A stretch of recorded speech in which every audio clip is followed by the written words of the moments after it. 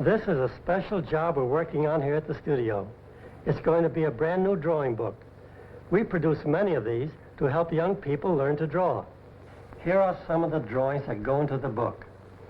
We try to keep them as simple as possible, because when you clutter up a drawing with too many lines, it just doesn't look good. We draw just enough lines to make the character come to life. Let me show you a few things to remember in drawing. In the first place, you use a soft pencil, and do not hold it too tightly, and draw loosely. Usually when you're just learning to draw, you do it this way. You make your lines too carefully, and you press down too hard.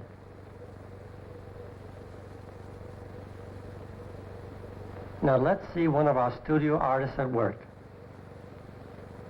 See how smoothly he works. First he sketches out the general outline of the figure, and then fills in the details later.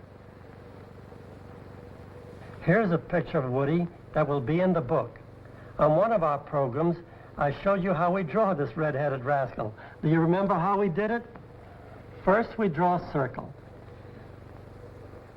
and put two ovals inside it. Two lines make the bill. Then we put in the eyes, the eyebrows, and the mouth. The next thing is to add the top knot. Then the neck. Now the body is made as a simple outline.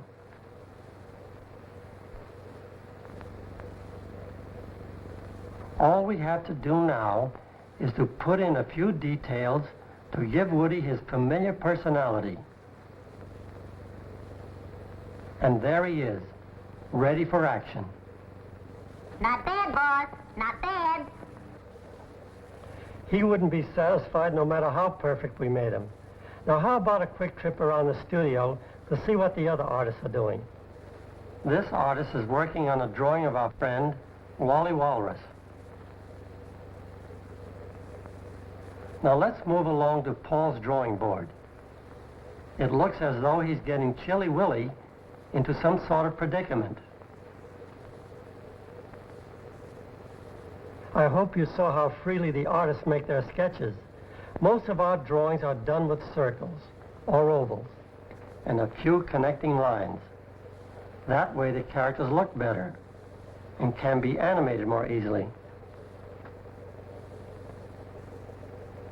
We always draw Woody and his friends in very natural poses. Another thing, we always draw the character's head larger than normal.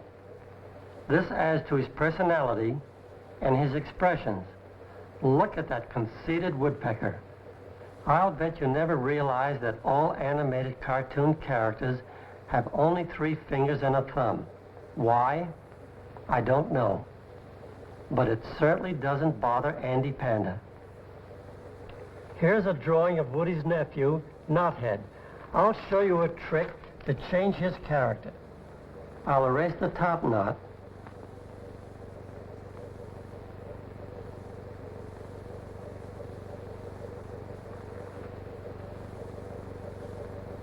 Then flip it back this way.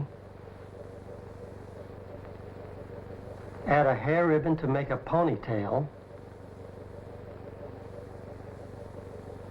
Add a skirt and its knothead sister, Splinter.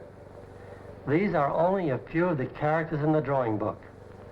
Here are some of the others: Homer Pigeon, Oswald Rabbit, Winnie Woodpecker, Charlie Chicken, and all the rest of your cartoon friends.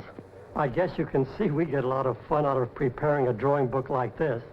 And I hope you'll get a lot of fun out of drawing and coloring your favorite cartoon characters.